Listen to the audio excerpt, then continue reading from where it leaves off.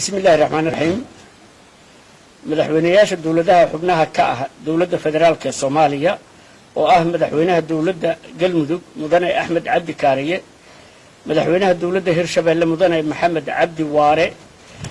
مدحوينها الدولة بونتلان مدني سعيد عبد الله دني مدحوينها الدولة كوفر قلبيد مدني عبد العزيز حسن محمد لفتقرين iyo madaxweynaha dawladda Jubbaland mudane Axmed Maxamed Islaan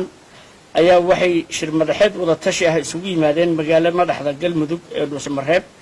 shirka ayaa si rasmi ah u furmay 12 bisha Luulyo socdayna ilaa iyo 12 Luulyo 2020 ugu horeyn shirku wuxuu uga mahadcelinayaa dawladda iyo shacabka Galmudug soo dhaweynta iyo martigelinta shirka wada tashiga dawladaha xubnaha ka ah dawladda federaalka madaxda dawladaha ayaa ka wada hadlay xoojinta iskaashiga dawladaha xubnaha ka ah dawladda federaalka ee dhinacyada siyaasadda amniga dhaqaalaha iyo xoojinta geedi socodka dhismaha dawladnimada Soomaaliya dood iyo wada xaajood dheer oo shirku ka yeeshay arrimaha siyaasadda dalka Soomaaliya gaar ahaan doorashooyinka hay'adaha dawladda federaalka ee Soomaaliya ayaa waxa ka soo baxay in la xoojiyo iskaashiga dawladaha xubnaha ka ah dawladda federaalka ee Soomaaliya ee dhinacyada siyaasadda amniga iyo horumarinta dhaqaalaha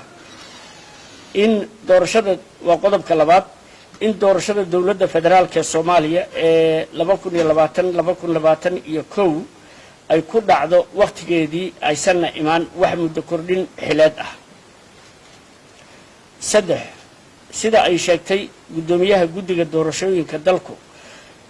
dalka kama dhici karto doorasho hal qof iyo hal cod ah oo waqtigeedu ku dhacda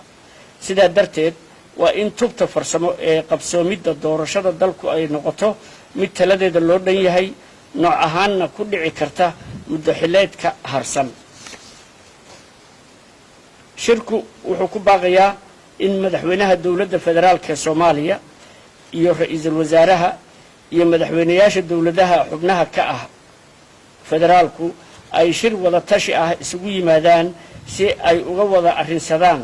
tubta farsamo ee qabsoomidda doorashooyinka dalka ee 2000 iyo doorashada dalka ee 2020-2021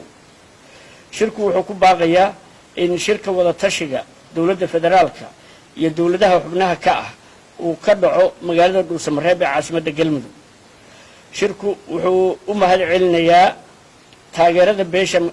caalamku u mahadcelinayaa taageeradeeda ay la garab taagan tahay dhismaha dawladnimada Soomaaliya waad mahadsantihiin